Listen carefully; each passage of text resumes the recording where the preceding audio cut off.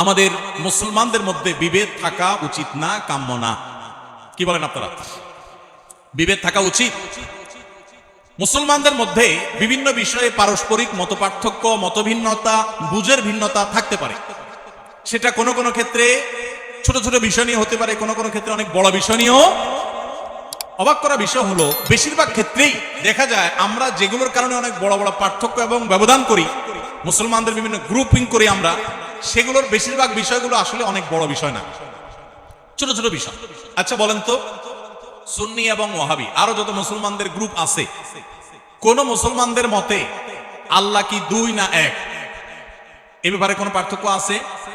কোন পার্থক্য আছে? আমাদের রাসূল মুহাম্মদ সাল্লাল্লাহু আলাইহি ওয়াসাল্লাম এ ব্যাপারে কারো কোনো সন্দেহ আছে? ওয়াহাবি সুন্নি কারোর মধ্যে কোনো মত পার্থক্য আছে? কারোর মধ্যে নাই। আমাদের কোরআন 30 পারা আল্লাহর কালাম, এ ব্যাপারে কোনো সন্দেহ আছে? আমাদের কেবলা কাবার দিকে কোনো সন্দেহ আছে? এরকম মূল আমি তো 100টা বিষয়ের কথা আপনাকে এখন বলে বলে শুনাতে পারবো ইনশাআল্লাহ, যেই বিষয়গুলোতে মৌলিকভাবে ওয়াহাবি বলেন, সুন্নি বলেন, অন্য বিভিন্ন নামের বিভিন্ন রকমের বলয় বা গোষ্ঠী মুসলমানদের মধ্যে বিভিন্ন চিন্তা দর্শন বলেন, কোনো পার্থক্য আসলে। তাহলে মৌলিক সব বিষয় যদি এক হয়, শাখাগত বিষয়ে বুঝের পার্থক্য থাকতেই পারে। এই থাকাটা অস্বাভাবিক না, থাকতে পারে। কিন্তু সেটার কারণে আমরা অনেক সময় দেখা যায় যে আল্লাহ এবং তার রাসূলের দুশমন কাটটা কাফেরের প্রতি সে বিদ্বেষ নাই, যতটা বিদ্বেষ হলো এই গ্রুপ ভিত্তিক প্রতিপক্ষের প্রতি। এটা ইসলাম না ভাই, আল্লাহর কসম, এটা ইসলাম না। আমি বিভিন্ন সময় খুব ভয় পাই যখন কথা বলি, যে আমার কথার কারণে মুসলমানদের হতে পারে, মানুষ হবে, আমারও ভুল হয়, আল্লাহ আমাকে মাফ করুন, যেন ভুল না হয় সেজন্য আমি চেষ্টা করি। আপনারা দোয়া করবেন যে আমার কথার কারণে, আমার কোনো আচরণের কারণে, আমার কোনো লেখার কারণে মুসলমানদের মধ্যে কোনো দ্বন্দ্ব যেন, দূরত্ব যেন না বাড়ে, এই চেষ্টাটা আমি সবসময় করি। তারপরও আমার অজান্তে যদি হয়ে যায়, আল্লাহ আমাকে মাফ করে দেখ, দোয়া করবেন আপনারা। ডক্টর আব্দুল্লাহ জাহাঙ্গীর রহমতুল্লাহ আলাইহি স্যারকে জিজ্ঞাসা করা হয়েছিল যে মুসলমানদের ঐক্যের জন্য আপনি কি করেন, আপনার ভূমিকাটা কি? তো স্যার জবাব দিয়ে বলেছেন, ঐক্য সৃষ্টি করার জন্য পাওয়ার লাগে, পাওয়ার। অর্ডার দিব যে কাহিনী করলে, ঝামেলা করলে, অনৈক্য তৈরি করলে তাকে শাসন করা হবে। স্যার বলতেন যে আমি দুর্বল মানুষ, আমার হাতে এত ক্ষমতা নাই যে মুসলমানদের বিভিন্ন বিবাদমান গোষ্ঠীগুলোকে আমি এক করে ফেলবো, এত শক্তি আমার হাতে নাই। তবে একটা জিনিস আমার কাছে আছে বাবা, সেটা হলো আমি সবাইকে এক করে ফেলার মতো এত ক্ষমতা আমার না থাকলেও আমি চেষ্টা করি যে মুসলমানদের নিজেদের মধ্যে বিভিন্ন রকমের যে বিবাদ আছে সেগুলো যেন আর না বাড়ে, সেই চেষ্টাটা আমি আব্দুল্লাহ জাহাঙ্গীর করি। মানে আগুন লাগছে যে মুসলমানদের ঘরে, সে আগুনের মধ্যে যেন ঘি আর না ঢালা হয়, সেই চেষ্টাটা আমি করি। তো স্যারের এই কথার অনুসরণটা আমি করার চেষ্টা করি। অর্থাৎ সাধারণত কারোর নাম ধরে, কোনো গোষ্ঠী নাম ধরে কারোর সমালোচনা, বিশোদ্গার, মাহফিলে, মিডিয়াতে, টিভি চ্যানেলে, অন্য কোথাও সাধারণত না করার চেষ্টা করি। এরপর যদি কখনো হয়ে যায়, বুঝবেন ওইটা আমার মিস্টেক, বুঝবেন মানুষ ওইটা আমার ভুল, এবং সেই জন্য আমি অনুতপ্ত। আমি কখনো এগুলো চাই না ভাই। আবারও বলছি, আদর্শিক ভিন্নতা থাকবে, আপনাকে আমি আদর্শে কম্প্রোমাইজ করতে বলি না। আপনার ঈমান, আপনার আকীদা, আপনার মানহাজ, আপনার চিন্তাধারা, এটার উপর আপনি অটল অবিচল থাকেন, কিন্তু কোন অবস্থাতে মুসলমানদের মধ্যে বিভেদের প্রাচীর তৈরি করবেন না। আল্লাহর ওয়াস্তে নতুন করে বিভেদের প্রাচীর আর তৈরি করবেন না। সমস্ত কুফুর, অপশক্তি আজ একাট্টা হয়ে গেছে, শুধু আমরাই বিভক্ত। আমাদের এখন বিভক্তি দূর করে একেবারে গলাগলি করে কাছে আসি হতে হবে, আমি এমনটা বলছি না।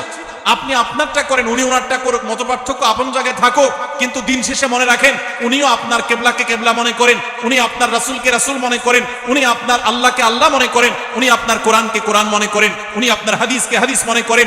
আপনি 5 ওয়াক্ত নামাজ ফরজ মনে করেন, উনি 6 ওয়াক্ত মনে করে না, 4 ওয়াক্ত মনে করে না, উনিও 5 ওয়াক্ত নামাজকে ফরজ মনে করে। উনি ইসলামের 5 রকমের কথা বলে, আপনিও 5টার কথা বলেন।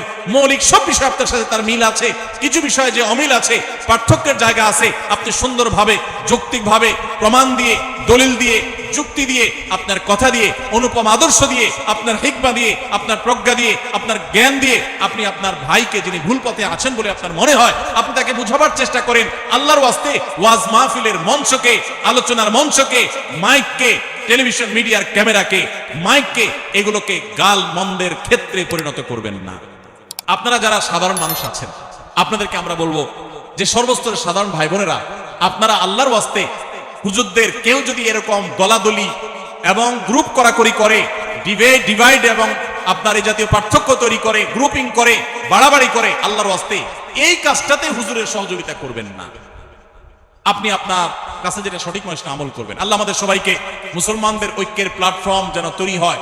দেখুন, আমাদের পার্শ্ববর্তী অনেক দেশ, পৃথিবীর অনেক দেশ বিভিন্ন মতের মুসলমানদের একত্র হতে আমরা দেখেছি, কিন্তু আমাদের দেশে সেগুলো নাই। বিভেদ দিন দিন আরো বাড়ছে, বাড়ানো হচ্ছে। আল্লাহ আমাদের সবাইকে এই বিভেদগুলো দূর করে ঐক্যের পরিবেশ তৈরি করার মতো কাজ করার তৌফিক দান করুন। সবাই চেষ্টা করতে পারবো না ইনশাআল্লাহ? চট্টগ্রামে একটা প্রচলিত কথা আছে, পীর না ধরলে নাকি বেহেশতে যাওয়া যাবে না, সরাসরি নাকি আল্লাহকে পাওয়া যায় না। কথাটা কতটুকু সত্য? এটা শুধু চিটাগাংয়ের কথা না বাজি, পুরো দেশে ইল্লা কথা মানুষ কয়, শুধু চিটাগাংয়ের কথা না, এটা সারা দেশেই মানুষ এরকম কথা বলে যে কারোর পীর না থাকলে সে জান্নাতে যাবে না, আর আল্লাহকে পাইতে হলে মাঝখানে ভাই হিসাবে পীর লাগে। দেখুন, এটা একেবারে ভিত্তিহীন কথা। কোরআন হাদিসে কোনো কোথাও এর কোনো নাম নিশানা নেই।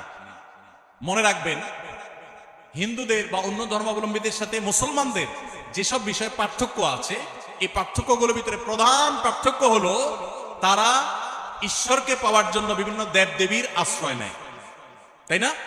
দেবদেবীর পুজো করে, তারা তাদের ঈশ্বরদের পাইয়ে দেয়, তাই না? ডাইরেক্ট না।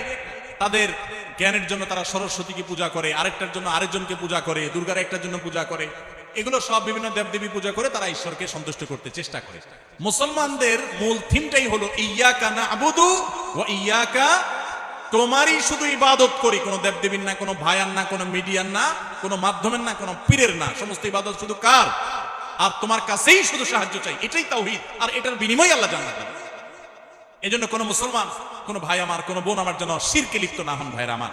হ্যাঁ, অবশ্যই পীর নাম দেন, অন্য কোনো নাম দেন আপনি, কোন একজন আলিম, কোন একজন মুত্তাকি পরহেজগার বা একাধিক কোন ভালো মানুষ, তার সান্নিধ্যে আপনি থাকলেন ভালো হওয়ার জন্য, তার কাছ থেকে গাইডলাইন গ্রহণ করলেন, কোরআন হাদিসের আলোকে যদি তিনি বলেন তাহলে সেগুলো নিলেন, এটা তার কাছ থেকে ভালো কিছু গ্রহণ করবার জন্য করলেন, এগুলো জায়েজ আছে। বরং শুধু জায়েজ না, এগুলো বরং করা কাম্য। আল্লাহ বলেছেন, ইয়া আইয়ুহাল্লাযীনা আমানুত্তাকুল্লাহ ওয়া কুনু মা'আস সাদিকিন, হে ঈমানদারগণ তাকওয়া অবলম্বন করো এবং সত্যবাদীদের সাথে থাকো।